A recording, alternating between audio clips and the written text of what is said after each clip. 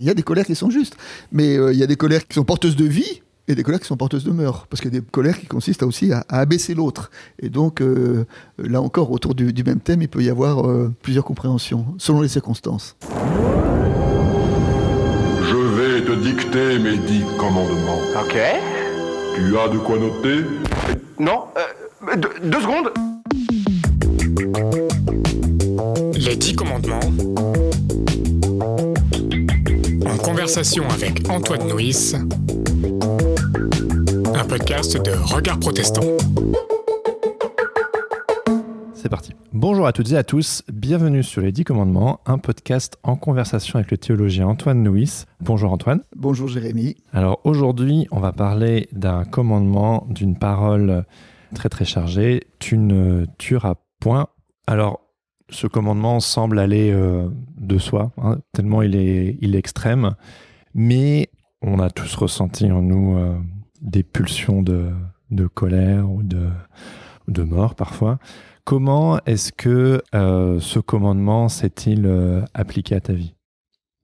Alors, je crois que ne pas tuer, nous pouvons le prendre au premier degré et il faudra en venir. Je veux dire que dans toutes les civilisations, il y a toutes les cultures, mais il y a deux commandements qui, d'une façon ou d'une autre, sont universels. C'est tu ne tueras pas et tu ne commettras pas d'adultère. Alors, en sachant qu'il y a des compréhensions différentes de ce que c'est qu'un adultère, voire de qu'est-ce que c'est que de ne pas tuer, ou qui on a le droit de tuer, ou qui on n'a pas le droit de pas tuer. Mais l'idée, c'est que il n'y a pas de vie collective possible si l'humain ne met pas un frein à une violence qui est potentiellement infinie et une libido qui est aussi potentiellement infinie. Donc pour que une société dans laquelle ni la violence ni la sexualité ne sont régulées est une société qui est invivable. Ouais. Donc voilà. Donc là, il y a quelque chose de très fondamental. Et puis après, donc il va falloir parler de quelle est la place de cette parole dans la civilisation. Et puis après, il y a, puisque tu me posais la question... Dans la vie de tous les jours. Ouais. Toi, dans la vie de tous les jours, bon, heureusement, même si de temps en temps on a envie de tuer quelques personnes, en général on se retient quand même, on le fait pas. Et puis quand même, je n'oublie pas que lorsque Jésus, dans le Sermon sur la montagne, a cité ce commandement, il l'a radicalisé en disant, vous avez entendu qu'il a été dit, tu ne tueras pas. Oui. Mais moi, je vous dis que déjà, celui qui insulte son frère ou qui le traite de raca, déjà a commis un meurtre dans son cœur. Donc, c'est dire que lorsque Jésus s'est saisi de ce commandement, il l'a radicalisé et en disant il ne suffit pas de pas tuer, mais il faut aussi ne pas abaisser, ne pas humilier, ne pas prendre soin de son frère, du prochain. Il semble un peu extrême quand il dit ça, Jésus, parce que obéir au commandement de pas tuer, c'est relativement... on peut l'appréhender relativement facilement. Mais c'est vrai que quand on nous dit, voilà, si tu as insulté ton frère ou tu t'es mis en colère contre ton prochain, tu l'as aussi tué, on a juste envie de dire, oh là, Jésus, mollo, là, j'ai tué personne, je l'ai juste insulté, ou je me suis juste mis en colère, ça arrive à tout le monde quand même. Mais non, il pousse le bouchon et qu'est-ce qui nous met en lumière en faisant ça ? Il me semble que ce qui fait en lumière, c'est quelles sont les relations que nous avons les uns avec les autres. Et moi, je dirais, j'étais assez marqué par un livre que j'ai lu récemment du philosophe Olivier Abel, qui s'appelle « De l'humiliation », et qui dit comment que l'humiliation, vraie et fausse humiliation, est un moteur dans l'histoire, dans la politique, et ne pas se mettre en colère contre son frère, on peut l'entendre, ne pas l'humilier. Il y a un commentaire rabbinique, encore une fois, qui dit ne pas tuer, c'est aussi ne pas faire rougir son frère. Parce que quand on fait rougir son frère, on fait monter le sang sur son visage, c'est comme si on le tuait. Ah oui. Oui. Donc, humilier est une façon de tuer symboliquement, ou de tuer son prochain, et que nous devons être attentifs à préserver aussi la propre estime que l'autre se porte sur soi-même et son intégrité. Et ça relève du commandement, des commandements d'amour, du commandement du sermon sur la montagne, de la non-violence du sermon sur la montagne, dans lequel Jésus dénonce un peu l'hypocrisie qui consiste à dire tant que je tue pas mon frère, j'ai le droit de le maltraiter, j'ai le droit de l'humilier, j'ai le droit de l'insulter, etc. Jésus dit non. Déjà en faisant ça, c'est comme si tu le tuais. Oui. Et puis il remet les gens à leur place. Enfin, les personnes qui se disent moi j'obéis au commandement, moi je ne tue personne, et genre, oui, mais t'es marrant, mais en fait, tu fais ci, tu fais ça, donc de quoi tu te la racontes, en fait? Et qui peut dire qu'il a jamais insulté son frère? Ouais. Qui peut dire qu'il s'est jamais mis en colère contre son frère? Ouais. Se mettre en colère, ça arrive à tout le monde. Et parfois, la colère, elle est justifiée aussi. C'est la colère qui permet de faire bouger les lignes, de la transformer, de se mettre en mouvement, mais c'en est une autre de rester en colère et de démolir l'autre en chemin, quoi. Alors absolument, parce qu'il y a des colères qui peuvent être positives. Enfin, je veux dire, on a le droit d'être en colère contre les injustices du monde, on a le droit d'être en colère contre le mal. C'est nécessaire, même. Et c'est nécessaire, on a le droit d'être en colère contre le cancer, on a le droit, enfin, je veux dire, il y a des colères qui sont justes. Mais il y a des colères qui sont porteuses de vie, et des colères qui sont porteuses de mort, parce qu'il y a des colères qui consistent aussi à abaisser l'autre. Et donc, là encore, autour du même thème, il peut y avoir plusieurs compréhensions, selon les circonstances. Comment faire la différence un peu entre la... Parce qu'on a souvent utilisé... Enfin, j'ai entendu pas mal utiliser le terme de oui, mais il y a aussi la sainte colère. Alors la sainte colère, on peut un petit peu la brandir à tout va, alors que je pense qu'elle est quand même... elle est un peu exceptionnelle quand même. Alors, je crois que la sainte colère, ça fait référence à la colère de Jésus qui expulse les marchands du temple. Hein. Mais la colère de Jésus qui expulse les marchands du temple, les pauvres marchands, ils n'ont pas de peau, ils étaient là au mauvais moment, au mauvais endroit, tout ça. Mais ce que Jésus contestait fondamentalement, c'était pas tellement derrière les marchands. Ce qu'il contestait, c'était un système religieux. Oui. Et c'est un système religieux qui avait confisqué la spiritualité.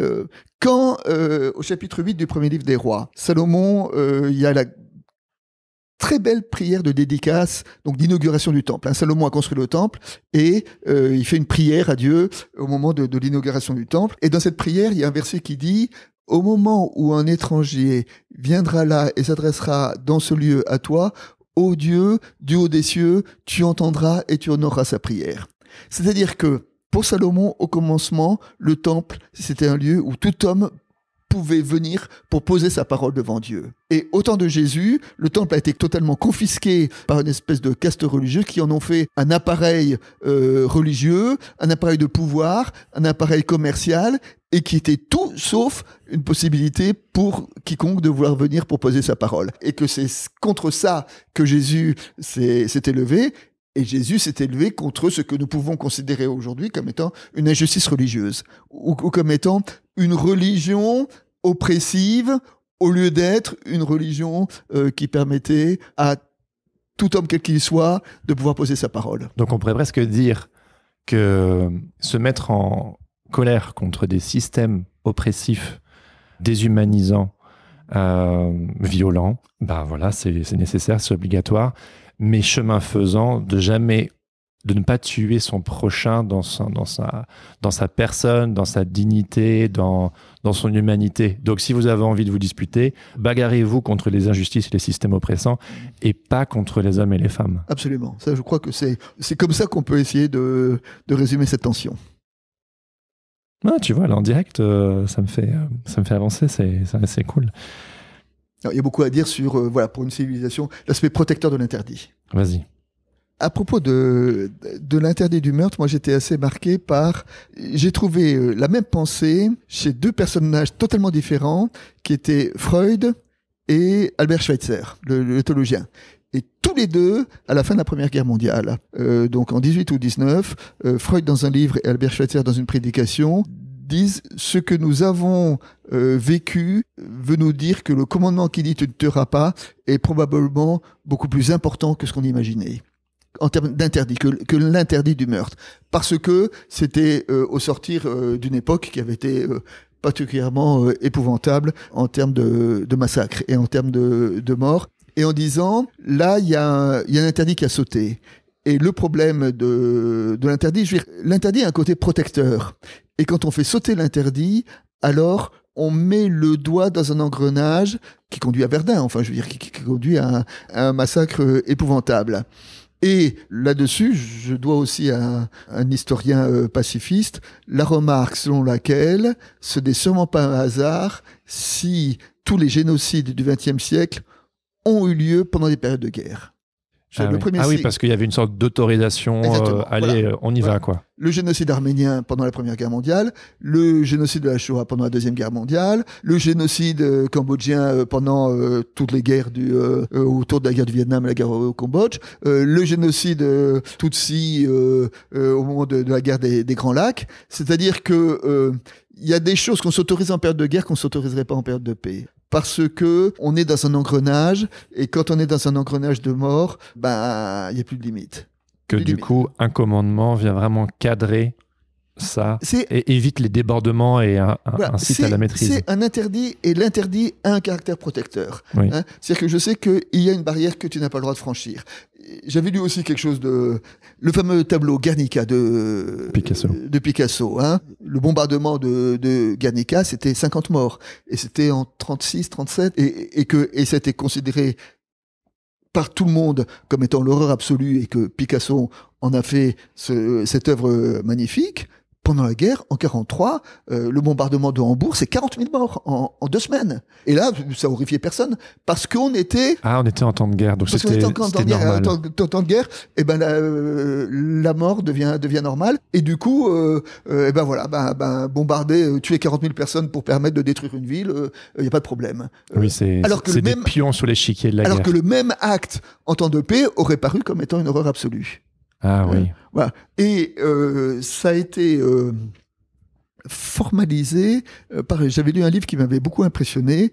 Ce livre qui avait été écrit par quelqu'un qui était un médecin psychiatre militaire de guerre. Il a écrit un livre qui s'appelle L'effet Lucifer. Alors c'est assez intéressant parce qu'il utilise justement un vocabulaire religieux. Et l'effet Lucifer, il prend l'image d'un avion.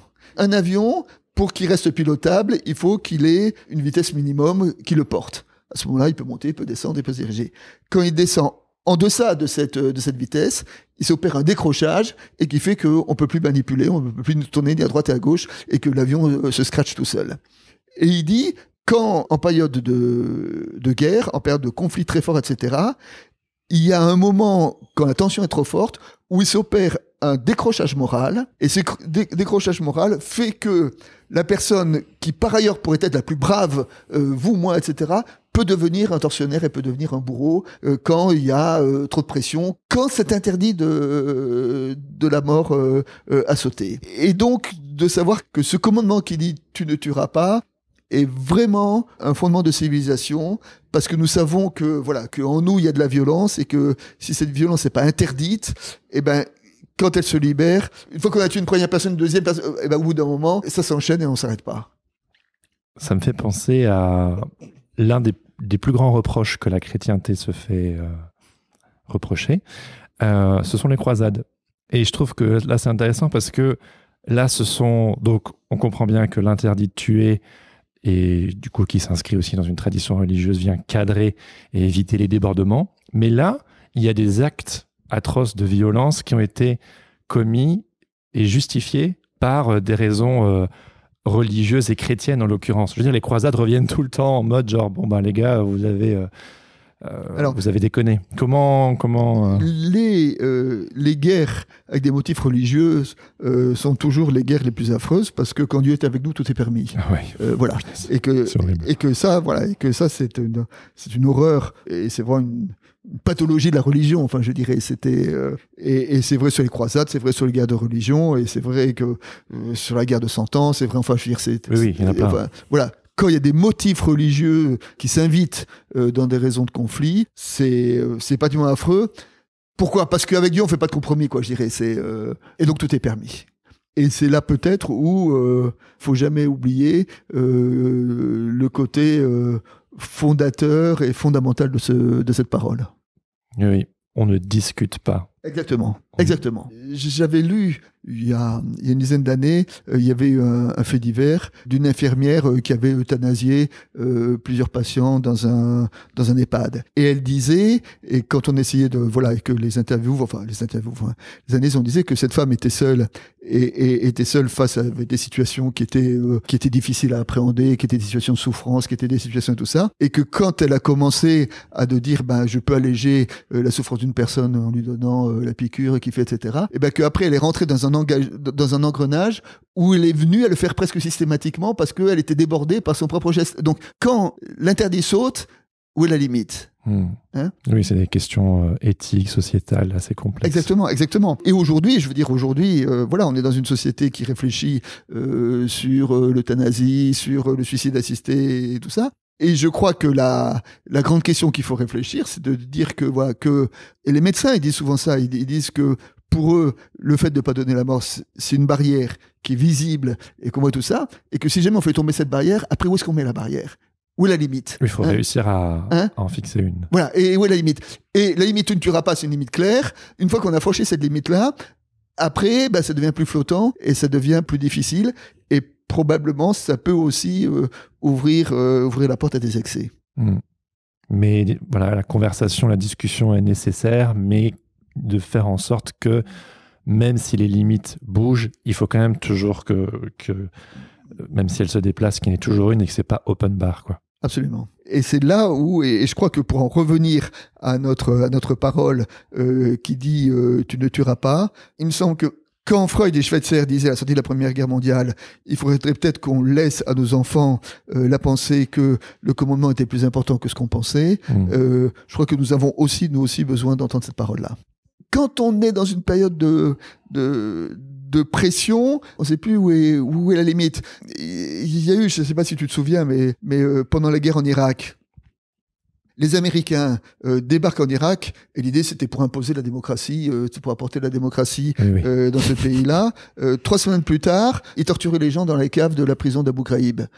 Alors, évidemment, c'est pas le président des États-Unis qui a donné l'ordre de torturer, enfin j'en sais rien, mais c'est pourquoi. Mais on comprend comment des gens, quand ils sont dans des périodes de tension très forte, si jamais il y a un interdit qui saute, on en vient à devenir des tortionnaires. C'est très grave, hein. C'est grave. Et je suis sûr que par ailleurs là, ces gens-là étaient par ailleurs des braves gens, des bons voisins, des braves pères de famille, des braves mères de famille. Mais quand l'interdit ne protège plus, où est la limite ? On a tous vécu ça, peut-être dans des disputes ou des accès de colère qui peut-être vont un peu trop loin et en fait on se reconnaît pas a posteriori. On se dit mais... Et c'est presque comme Jekyll and Hyde. Et pourtant, il y a cette part qui est aussi là en nous, notre côté sombre. C'est questionnant et pourtant, ça émane de la même personne. Et alors voilà. Et donc, c'est pour ça que cette parole, c'est à la fois une parole de société auquel il faut être très attentif, de la garder.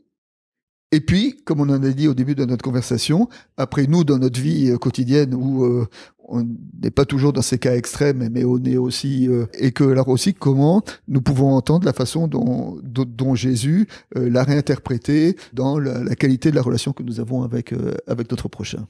Et pour terminer sur une note plus lumineuse, l'inverse de la mort, c'est la vie.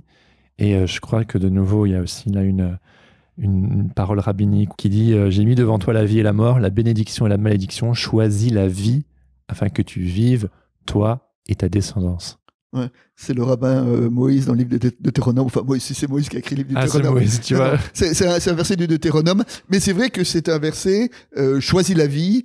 Les commentaires ont dit que ce verset était peut-être le verset, un verset structurant, un verset fondamental. Voilà, je disais tout à l'heure, la hiérarchie des commandements, qui sont les plus importants. Et dans le rabbinisme, vraiment, c'est choisis la vie, c'est le commandement le plus important, qui a priorité sur tous les autres.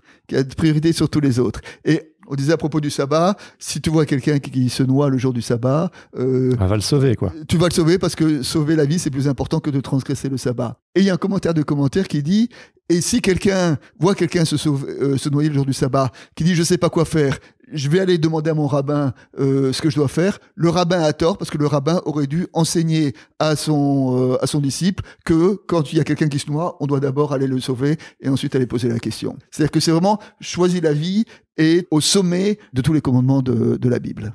C'est une expression que j'aime bien utiliser, ça n'a rien de biblique, hein, mais c'est de suivre son fil d'Ariane et de voir ce qui te donne la vie, tout comme mon papa disait souvent... on reconnaît un arbre à ses fruits.